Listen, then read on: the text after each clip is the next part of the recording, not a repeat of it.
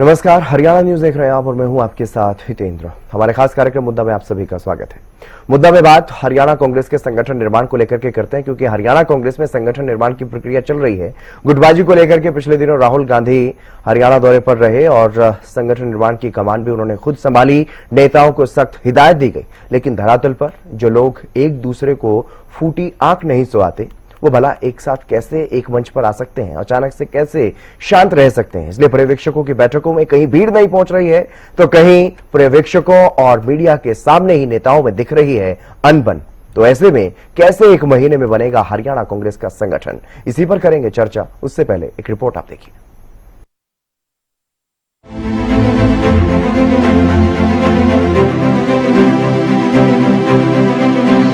जब कांग्रेस के सर्वे सर्वा माने जाने वाले राहुल गांधी ने हरियाणा कांग्रेस के संगठन निर्माण की कमान अपने हाथों में संभाली और हरियाणा में गुटबाजी को छोड़ कांग्रेस का हाथ मजबूत करने का संदेश पार्टी के सीनियर नेताओं को दिया, तो ऐसा लगा कि जैसे अब 30 जून तक की जो डेडलाइन दी गई, उसी के भीतर भीतर संगठन बन जाएगा। लेकिन हो क्या रहा है, वही ढाक के 3 पार।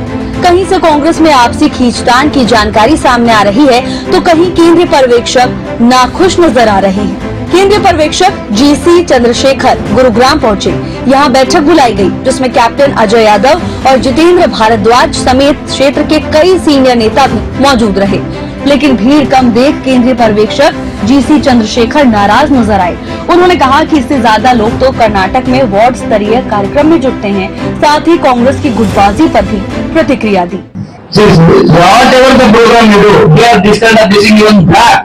minimum 2,000 people is gathering in Karnataka. Minimum. Then block level, ward level minimum 2,000 people. So therefore district level, I am seeing this crowd, really I am not happy because I come from Karnataka. We are very good organizers there. So therefore I am requesting next time, all the leaders, don't come only one person. Okay, with the driver. Bring at least 5-6 people with you. That is most important. अकेला आ रहा है, अकेला जा रहे हैं, क्या है, क्या बेटा है, कांग्रेस में दिखा दे सकता है। उसके लिए we have to commit the people. Otherwise you cannot build a party. We have to have our own people. So the people are attending meeting. So हम मीटिंग अटेंड करते हैं, वो लोग बोलते हैं बाद में वो कितना साल से मैं कांग्रेस में है, कुछ नहीं दिया कांग्रेस पार्टी, कुछ भी नहीं दिया। So क्या कर दिया, वो पूरा मीटिंग अटेंड कर दिया बस। वो नहीं चलेगा, ऐसा नहीं चलेगा। Because always Congress will defeat Congress. Our people only defeat our party. तो वहीं इससे पहले चरखी दादरी में केंद्रीय पर्यवेक्षक रीटा चौधरी के सामने आपसी खींचतान कुछ इस तरह दिखाई दी कि स्थानीय नेताओं को चुप कराने के लिए पर्यवेक्षक रीटा चौधरी को दोनों नेताओं को मीडिया की मौजूदगी की नसीहत देनी पड़ी।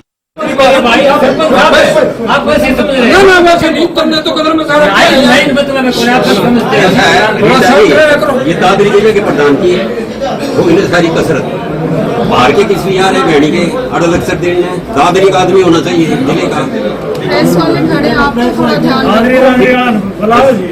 कांग्रेस के संगठन सृजन अभियान पर राहुल गांधी के दौरे के बाद से ही बीजेपी नेता हमलावर नजर आ रहे हैं। राहुल गांधी पर निशाना साधा जा रहा है। सीएम सैनी तो राहुल गांधी को ही लंगड़ा घोड़ा बता चुके हैं और दावा किया कि कांग्रेस के पास रेस का घोड़ा है ही नहीं और अब लोग इन्हें स्वीकार नहीं करेंगे। से वो आकर के यहाँ इनकी मट्टी पलीट करके चला गया। वो कहेगा कि यहाँ से तो लगड़े घोड़े भी हैं, यहाँ से बरात के घोड़े भी हैं और यहाँ से रेस वाले घोड़े भी हैं। कह का गया, इनकी मट्टी पलीट कर दी उसने, 2 मिनट में कर दी है राहुल गांधी ने, और उसको माफी मांगनी चाहिए। कांग्रेस के पास आज तक रेस वाला घोड़ा नहीं है। आप देख लीजिए इतिहास उठा करके, कांग्रेस के पास तो लंगड़े घोड़े हैं। बरात वाले घोड़े तो वापिस कर दिए अभी हरियाणा के अंदर, आपको मालूम है। बरात के घोड़े थे, लेकर चले थे ये पहली बार और वापिस कर दिए। वापिस आए हैं, लोग नहीं स्वीकार करते क्योंकि इन्होंने जिस प्रकार से शोषण किया है, आम गरीब व्यक्ति का शोषण किया है, गरीब व्यक्ति को और गरीब करने का काम वो कांग्रेस पार्टी ने किया है और कांग्रेस को नकार दिया है लोगों ने। भाई वो बना दे तो अच्छा है, अगर वो बना दे तो बन तो रहा नहीं। इस बार हरियाणा में कांग्रेस ने जिस अंदाज में संगठन निर्माण की प्रक्रिया शुरू की, उससे तो लग रहा था कि तय समय में संगठन बन जाएगा। लेकिन अब जो स्थिति धरातल से सामने आ रही है, उसके बाद अब कुछ कहा नहीं जा सकता कि संगठन निर्माण की प्रक्रिया इस बार भी सिरे चढ़ेगी या गुटबाजी की ही भेंट चढ़ जाएगी। Bureau report, Haryana news. इसी मुद्दे पर चर्चा करेंगे। हमारे साथ कुछ खास मेहमान भी जुड़ गए हैं, उनसे आपका परिचय करवा देते हैं। राजवीर रोहिला भारतीय जनता पार्टी से हमारे साथ जुड़ गए हैं, ललित अरोड़ा जी कांग्रेस से हमारे साथ जुड़ गए हैं और विजेंद्र रेड्डी जी इनेलो पार्टी से हमारे साथ जुड़ गए हैं। आप सभी मेहमानों का स्वागत। शुरुआत में ललित अरोड़ा जी आपसे ही करूंगा, क्योंकि कांग्रेस में संगठन निर्माण को लेकर के जो कवायद तेज हुई, जिस तरीके से पर्यवेक्षकों को भेजा गया राहुल गांधी की हिदायत के बाद, तो उसके बाद अब आपको क्या स्थिति लग रही है? क्योंकि अलग अलग जगहों से, चाहे आप बाला की बात करें, चरखी दादरी की बात करें, आज गुरुग्राम की बात करें, अलग अलग जगहों से अभी भी कहीं ना कहीं खटपट की खबरें जो है वो सामने आ रही हैं। कहीं पर भीड़ नहीं पहुंच रही है, तो कहीं मीडिया के सामने भी नेता आपस में खींचतान करते हुए नजर आते हैं। आप जो 3 स्टेशन की बात कर रहे हैं, आप करनाल की बात करिए, वहां पे बहुत अधिक रश था, मैं वहां कुछ शामिल था। बात यह है कि गुटबाजी एक ऐसी समस्या है जो हर दल में है। कारण क्या है कि किसी भी राजनीतिक दल या संगठन के भीतर अलग अलग विचारों नेता वाले लोग होते हैं। स्वाभाविक बात है, संघर्ष में आपस में होता है, मतभेद भी होते हैं। देखिए, कांग्रेस में कुछ तो ऐसे कुछ भी हो जाए, वो तमाम उम्र राजनीति रहे, विचारधारा के समर्थक रहे, वो कहीं नहीं गए। लेकिन ऐसा भी तो नहीं था। अब इन्होंने देखिए, भाजपा ने जब अपने लोकसभा में कैंडिडेट करे कि तो 6 कांग्रेसी थे, यानी जो असंतुष्ट थे वहां चले, उनको खड़ा करना पड़ा। मैं क्या कहना चाह रहा हूँ कि ग्रुप जब इन्होंने 6 लोगों को कांग्रेस से टिकट दिया, तो इनके यहाँ पे 16 थी। अब आप देखिए, देश साहब ने कहा कि हमारे मुख्यमंत्री तुरंत कटोरे से नहीं उतरते, और पार्टी ने बस के बारे में कहा कि भाई रेत में इनको आरोप है, इनको तब तक जो है अपना पद छोड़ देना चाहिए। कोई एक्सक्लूजन का वही नहीं है। मैं ये नहीं कह रहा कि साहब ने गलत किया, ठीक किया, या भाजपा ने क्या किया। मैं ये कहना चाह रहा हूँ कि जो लोग व्यक्तिगत लक्ष्यों का ध्यान करते हैं, उनका पीछा करते हैं, वो कहीं ना कहीं एक्सपोज हो जाते हैं। तो मैंने संघर्ष को स्थिति बना के रख दिया, आप गवर्नमेंट नहीं होने देंगे। ललित अरोड़ा जी, एक दूसरे पर छींटाकसी करना ठीक है, आम बात है। आपने भीड़ की बात कही कि करनाल में ज्यादा थी, गुरुग्राम में नहीं आई, तो कोई बात नहीं क्या आपके लिए? क्योंकि अगर यही बात है तो नूह में, पुनाना में जिस तरीके से कांग्रेस के उम्मीदवार वहां पर जीते, तो उस हिसाब से तो आपकी सरकार बन जानी चाहिए थी, अगर ऐसा ही आप लोगों का रवैया रहता है तो। नहीं, मैं ये जो बात मैंने कही उसका ये कदापि अर्थ नहीं है कि अगर वहां पे भीड़ कम थी तो वो भीड़ कम होनी चाहिए ना। ये मैं बिल्कुल नहीं कह रहा हूँ। उस पर तो उन्होंने केंद्रीय पर्यवेक्षक में बोला ना कि भीड़ कम है तो हमारे वहाँ ब्लॉक किसी लेवल पे आ जाती है, बूथ लेवल पे क्या उन्होंने एग्जैक्ट और कुछ बोला है, तो उन्होंने तो एक किस्म से बात ही दिला दी है ना उनको। अब हमारे पास 1 महीने का टाइम राहुल जी ने दिया। मैं ये कह रहा हूँ कि ये राहुल जी को पता है ना कि गुटबाजी जो है पार्टियों की वैधता और दक्षता को प्रभावित करती है, उनकी प्रणालियों को अस्थिर कर देती है। सामाजिक और राजकीय कार्य कैसे कर पाएंगे जब आप आपस में एक नहीं हो? तो ये कोई भी परिवर्तन अगर हमें हासिल करना है अपने लक्ष्यों के पूर्ति में, उसके लिए सत्ता सबसे जरूरी है। अगर आप राजनीति में सत्ता ही प्राप्त नहीं कर सकते, सत्ता के इतना नजदीक हो के भी आप हार जाते हो, तो फिर उन्होंने ये कहा राहुल जी ने कि बीके हरिप्रसाद जी को पूरी छूट है कि वो कोई भी एक्शन लेंगे। राहुल जी ने ये भी कहा, लगड़े घोड़े बिराते घोड़े रेस से घोड़े, वो उन्हें उदाहरण देने की कोशिश की। पूरे हिंदुस्तान में ये उदाहरण चलता है। तो उनका कहने का मतलब ये था, उन्होंने ये भी कहा कि बीजेपी का समर्थन भी करते हैं कुछ लोग। तो अब आप कहेंगे कि कांग्रेस और बीजेपी के लोग, और आपको पता नहीं है। भाई ऐसा नहीं है। पार्टी के अंदर इस समय हम जो है एक ट्रांजिशन स्टेज में है। आप भी जानते हैं, हमसे ज्यादा प्रबुद्ध लोग बैठे हैं। मैं ये कह रहा हूँ कि विचारधारा और सदस्यों को लक्ष्य की सहमति पर लाना है, तो ये हमारा जो है संगठन बनना चाहिए ना। तो संगठन के महत्व पे ही राहुल जी समझा गए हैं। और मुझे आशा है कि यहाँ पे जो इतना गहन डिस्कशन हो रहा है जगह, और लोग अपने उम्मीदवारी वहां जाहिर कर रहे हैं, और वहां सब लोग यही कह रहे हैं कि जो कांग्रेस को मजबूत बनाए उसको बनाए। मैं सही बता रहा हूँ, मैंने कम से कम 30 लोगों को सुना वहां बैठे हुए अंदर बारी बारी से जो आ रहे थे पर्यवेक्षकों के साथ कि नहीं आप ऐसे व्यक्ति को ना बनाइए, 4 साल की बात है, एज की बात है, जो भी क्राइटेरिया रखा है, लेकिन कट्टर कांग्रेसी को आप बनाए। हम तो ये चाहते हैं कि सभी लोगों को साथ लेके चला जाए, लेकिन हमारे सामने लक्ष्य एक ही है, 30 जून हफ्ते जुलाई के प्रथम सप्ताह में मुझे ऐसा लगता है अब इस बार ये एक्सरसाइज बड़ी फ्रूटफुल होगी और हरियाणा में हमारा संगठन यहाँ अध्यक्ष लेवल पे तो आ ही जाएगा, पार्टी के जो जिला अध्यक्ष है, उसके बाद जो और कार्रवाइयां है अगर देखा जाए बॉडी ठीक है ललित जी, ठीक है। राजवीर जी, अगर देखा जाए जिस तरीके से कांग्रेस में संगठन सृजन अभियान चल रहा है और जिस तरह की जो जानकारियां सामने आ रही हैं अलग अलग जगह से, तो क्या कुछ आपको लग रहा है देखते हुए किस तरह से क्या कुछ कांग्रेस में मजबूती नजर आ रही है, क्योंकि मुख्य विपक्षी दल है, चुनौती आपके लिए खड़ी होगी? प्रवक्ता साथियों और आपके दर्शकों को मेरी राम राम जी। अगर ये कांग्रेस खत्म हो जाएगी लेकिन गुटबाजी खत्म नहीं होगी। आंख बंद करने से अंधेरा नहीं होता और ये गुटबाजी इनका इतिहास रहा, आज का नहीं है। क्योंकि जो राहुल गांधी जी हरियाणा में आए थे उन्होंने सिर्फ एक ऊपर से वो एक चलो ठीक ठाक देख लेते क्या होता है, वो करने की कोशिश की। 2005 में भूपेंद्र सिंह हुड्डा ने शपथ ली, जबकि 70 सीटें चौधरी भजनलाल जी के नेतृत्व में आई थी और भूपेंद्र सिंह हुड्डा को मुख्यमंत्री बना दिया। उसके बाद ये पार्टी कभी भी पूर्ण बहुमत में नहीं आ पाई और 4 चुनाव हो चुके उसके बाद गंगा में भी बहुत पानी बह चुका है और ये फैक्ट है। मैं कोई मेरी बात से प्रवक्ता साथी भी इत्तेफाक रखेंगे। उसके बाद भजनलाल जी ने चाय का दौर शुरू किया 2-3 महीने बाद ही, तो उसके बाद जो परिस्थितियां सारी जो ठिकाने लगाने की जो प्रथा भूपेंद्र सिंह हुड्डा जी ने चलाई है वो आपके विधानसभा चुनाव तक भी जारी रही है। कितने नेताओं का भविष्य उन्होंने खत्म करने का काम किया कांग्रेस में रहते हुए।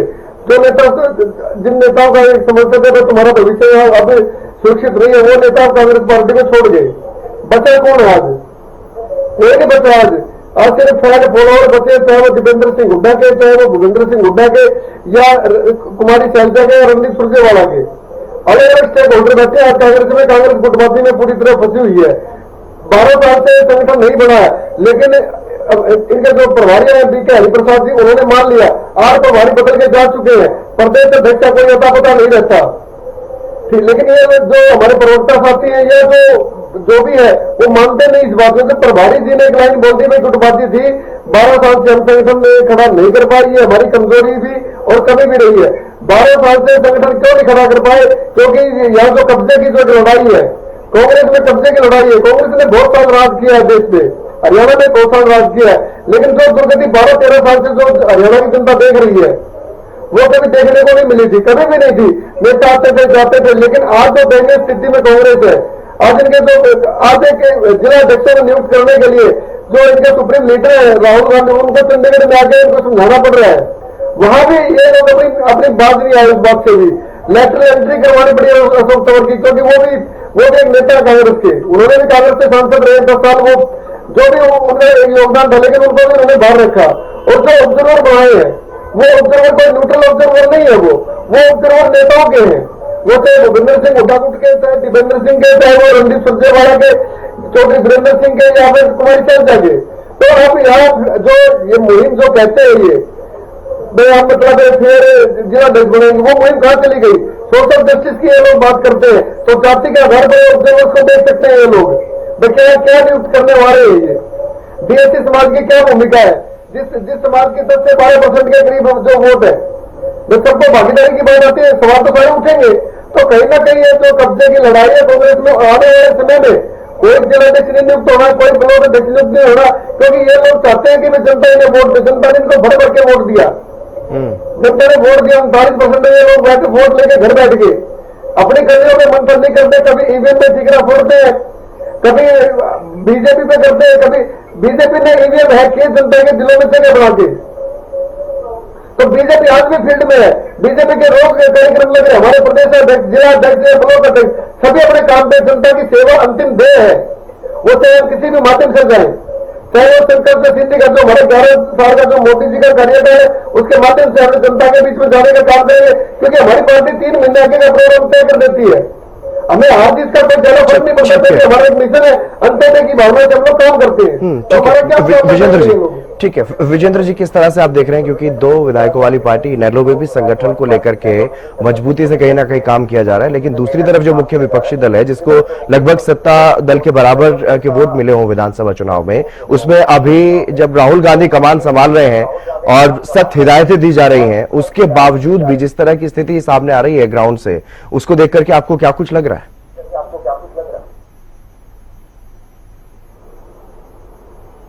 इंडियन नेशनल लोकदल पार्टी हमेशा संगठन के मामले में सबसे आगे रही है, रहेगी। और जिस प्रकार से आप देख रहे हैं कि डेली आप कोई ना कोई हमारी लिस्ट निकल रही है, प्रदेशाध्यक्ष की बात हो, जिलाध्यक्ष की बात हो, राष्ट्रीय अध्यक्ष की बात हो, और हल्का अध्यक्षों की बात हो, आगे बूथ जोन लेवल तक हम जा चुके हैं। और हमारी पार्टी में किसी विजेंद्र जी, मेरी आपसे रिक्वेस्ट रहेगी, है, शायद जो आपके पास टीवी सेट की वॉल्यूम तेज है, उसको अगर आप बंद कर सके तो। फैन तो चल रहा है, टीवी तो नहीं। जी जी, अपनी बात पूरी कीजिए। चलो, हाँ। तो हितेंद्र जी, मैं कह रहा था कि इंडियन नेशनल लोकदल पार्टी को सभी जानते हैं कि बहुत मजबूत पार्टी है, और संगठन में हम कहीं न कहीं भारतीय जनता पार्टी से भी आगे हैं, संगठन निर्माण में भी और संगठनात्मक रूप से किसी भी कार्य को करने में भी हम आज नंबर 1 की पार्टी हरियाणा प्रदेश में है। और वैसे भी सत्ता के हिसाब से भी जो सत्तासीन पार्टी और विपक्ष होता है, उसके हिसाब से भी आज हम हरियाणा प्रदेश में नंबर 2 पर हैं, क्योंकि कांग्रेस तो न विपक्ष का काम कर पा रही है और न ही अपने संगठन का निर्माण कर पा रही है। देखिए हितेंद्र जी, ये कोई संशय की बात नहीं। कांग्रेस ने बहुत लंबे समय तक के हिंदुस्तान के ऊपर शासन करने का काम आया, और किसी भी पार्टी का एक बार अंत तो होता ही है जी। आज कांग्रेस उस दौर में पहुंच चुकी है कि एक बार इसका पूर्णतः समापन होना है। विशेष करके हरियाणा में तो बिल्कुल ये लक्षण दिखाई दे रहे हैं कि एक थी कांग्रेस, ऐसा हो जाना है आने अगले चुनाव में। देखना आप जिस हिसाब से चल रहे हैं ये लोग, जैसे आपने गुड़गांव का बताया, चंद्रशेखर तो वहां पर जो प्रभारी थे उसकी आपने बात सुनाई कि इतने भी आदमी नहीं आ रहे हैं जितने एक वार्ड के प्रोग्राम में आ जाते हैं। ये हालात आज कांग्रेस के हो गए हैं। और सिरसा में देखा आपने, मीटिंग हुई, वहां गोकुल सेतिया ने जम करके खिंचाई करने का काम किया। दादरी में देखा आपने, शीला और राठी जी थी वहां पर प्रभारी, वहां क्या हाल हुआ, करनाल में क्या हाल हुआ, अंबाला में क्या हाल हुआ। और वो तब हो रहा है जब स्वयं पार्टी सुप्रीमो राहुल गांधी हरियाणा प्रदेश में 4 जून को आकर के सभी नेताओं को समझा करके गए हैं, भाई इस बार संगठन को बनाना है, और सभी बाहर के 22 प्रभारी भी लगा दिए गए। आफ्टर दैट यहाँ पर इतना कलह है, इतना विवाद है, ये इस बात के संकेत हैं कि कांग्रेस पार्टी जो है अब बिल्कुल समाप्त हो चुकी है। और जो ये बड़ा एक नाम लेकर के था, संगठन सृजन, मैं समझ रहा था कि संगठन सृजन तो नाम तो बड़ा प्यारा लेकर के आए हैं और शायद इस बार कुछ होगा। और राहुल गांधी ने स्वयं आकर के दिशा निर्देशित करने का काम किया। उस दिन भी हम डिबेट में बैठे, 2 डिबेटों में बैठे, उस दिन भी हमने कहा था, ये देखिए पार्टी की मजबूरी देखिए, राहुल गांधी जी आते हैं, 18 लीडर की अलग से मीटिंग लेते हैं, और मीटिंग में क्या होता है, उनको समझाया जाता है कि कम से कम मेरी मीटिंग को शांति प्रिय ढंग से संपन्न करवाने का काम करें, यहाँ किसी प्रकार का कोई विवाद ना हो। केवल मात्र वो समझा करके और वही गाइडलाइंस दे करके चले जाते हैं कि 6 का पैनल बनाना और हाई कमान को भेज देना। हमने उसी दिन कहा था, जब पार्टी सुप्रीमो आते हैं और वो एलओपी की तक की घोषणा नहीं कर पाते, प्रदेश अध्यक्ष की घोषणा नहीं कर पाते और एक गाइडलाइंस दे करके वो चले जाते हैं, तो इसका मतलब है कि राहुल गांधी की मीटिंग में भी बहुत गड़बड़ झाले हुए हैं, जिनको पार्टी के द्वारा दबा लिया गया है। इसीलिए वो कुछ भी न करके खाली वो बिल्कुल वापस चले जाते हैं, और जिसका परिणाम ये होता है कि आज भी वही हाल है जैसे पहले प्रभारी आए थे। कांग्रेस प्रभारी गो बैक, एक तरह से वही नारे इनके लगने शुरू हो चुके हैं, और कुछ भी परिणाम नहीं आने वाला है हितेंद्र जी। कोई संगठन नहीं बनेगा कांग्रेस पार्टी का। और जो अभी गुड़गांव के प्रभारी ने कहा है कि इतने कम लोग यहाँ पर पहुंचे, इतने भी नहीं रहेंगे, खत्म हो जाएंगे धीरे। देखिए ललित जी, अपने आप में कई सवाल जो है वो उठ रहे हैं कि कांग्रेस का संगठन नहीं बनेगा, कांग्रेस पूरी तरह से समाप्ति की ओर जा रही है। तो ऐसे में सबसे बड़ा सवाल तो यही है कि क्या जो डेडलाइन दी गई है उसमें पूरी तरह से आपका संगठन बन भी जाएगा या नहीं, और अगर बन भी जाता है तो कैसे मजबूती के साथ आगे चीजें चलती हुई नजर आएंगी। क्योंकि अभी से जो खींचतान है, जो आपस में जो लोग एक दूसरे को देखना पसंद नहीं करते, वो कैसे एक साथ आप समझ रहे हैं कि आ जाएंगे अचानक से? मैं अभी मुझे सिर्फ एक 3 सेकंड दीजिएगा। ये जो आईएनएलडी के प्रवक्ता अपनी फ्रस्ट्रेशन जाहिर कर रहे थे, एक परिवार की पार्टी है और अपने पिता के नाम पे बंटवारा भी हो गया, आपस में झगड़ा करते हैं। 2 एमएलए और ये कैसे हम विपक्ष हैं? हमारे 37 एमएलए हैं और 5 एमपी हैं, और ये कहते हैं कि कांग्रेस खत्म हो गई है। भाई ऐसा है, और जो 2019 में हमारी स्थिति थी उसमें तो हम बहुत आगे पहुंचे, कम नहीं था 2024 में। तो आपके मुंह में मतलब ये कैसे ये शब्द निकलते हैं? आप अपने आप को ही आप खंडन करते जा रहे हैं। राहुल गांधी पार्टी में हमारे एलओपी है लोकसभा में, और पिछले जो है वो हमारे अध्यक्ष रहे। ठीक है ललित जी, उन्होंने, मैं चंडीगढ़ के मेरिका में था, उन्होंने बहुत क्लियर कहा कि बीके हरिप्रसाद जी कहते हैं अगर किसी ने संसद बनाने में कोई सिफारिश की या कोई गड़बड़ की तो वो पूरा एक्शन उस पर लेने के लिए पूरे स्वतंत्र है। बीके हरिप्रसाद नहीं था, और एक भी किसी ने गलत नहीं बोला किसी के खिलाफ कुछ भी नहीं बोला। ये याद रखें, पता नहीं किसके बाद को टेलीविजन खाते मंगवाया इन्होंने, इस तरह की बातें कर रहे हैं। देखिए डेडलाइन दिया का मतलब ये होता है कि वो हमारे पार्टी के सुप्रीमो, आप ही लोग कहते हो, कुछ भी कहते हो, लेकिन वो एक बड़े नेता है। नहीं आप लोग नहीं सर, आप ही के नेता कहते हैं। कांग्रेस में सर्वे सर्वा तो राहुल गांधी को ही मानते हो ना आप लोग, आप ही के नेता कहते हैं। चौधरी वीरेंद्र सिंह कह रहे थे उसी दिन मीटिंग से बाहर निकलने के बाद कि कांग्रेस के सुप्रीम कोर्ट है राहुल गांधी, हम अपनी तरफ से थोड़े बना रहे हैं कुछ। मैं कहता हूँ अब बात ये है कि हर एक को कुछ ना कुछ तो कहना ही है। जी। लेकिन पार्टी में उनको अध्यक्ष ने ड्यूटी लगाई कि आप हरियाणा को थोड़ा ठीक कीजिए। अब वो आए, उन्होंने सबको उचित ढंग से समझा दिया किस तरीके से समझाया जाता है, और उनको एयरपोर्ट के साथ ले आते जज साथ से जाते हुए तीनों साथ चाहिए, और तुरंत क्लियरिटी से ये कह दिया कि अगर संसद नहीं बना तो हरिप्रसाद जी जो मुझे रिकमेंड करेंगे वो किया जाएगा। मैं ये कहना चाह रहा हूँ कि ये फ्रस्ट्रेशन तो हमें होनी चाहिए ना।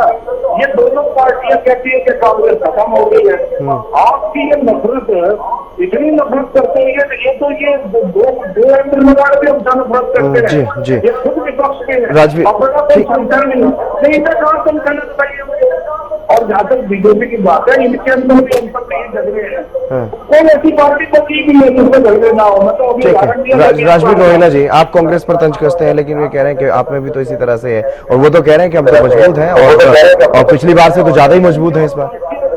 राजवीर जी, हाँ बिल्कुल, मुझे बिल्कुल मजबूत है। मैं मना कब कर रहा हूँ इनको, इन्होंने 10 को टकराव किया है, लेकिन ये इस पार्टी में जो गुटबाजी है। अब कल इंद्रनाथ भालू है इनका एक जो विधायक है बड़ौदा से, उसने कहा कि भाई मतलब रहेंगे, एलओपी रहेंगे, एलओपी है और एलओपी रहेंगे। मतलब भूपेंद्र सिंह हुड्डा जी के बारे में उसने कहा ये बात। तो ये क्या, वो जो उनका बयान, उस बयान को क्या समझा जाए? पार्टी का बयान है, एक विधायक बयान है, कार्यकर्ता का बयान है। तो मुझे लगता है ये सारी चीजें कांग्रेस में लावा झटक रहा है, क्योंकि कांग्रेस में जो लोग बचे हुए वो एक होते हैं ना, मतलब मटकी, उस मटकी को ये लोग सब मिलकर लपेट गए। अब वो टुकड़े मची हुई है लोगों की। ठीक है, आखिरी कमेंट आपसे विजेंद्र रेणु जी।